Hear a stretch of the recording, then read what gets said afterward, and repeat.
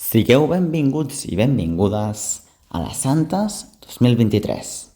Bé, encara no han començat les Santes oficialment, però avui estem al dia 24, les Presantes, tarda de la gegantada, on tots els gegants de la ciutat de Mataró, a excepció de Sant Joan de Mar, i la família Robafaves dansaran aquesta tarda pels carrers de la ciutat.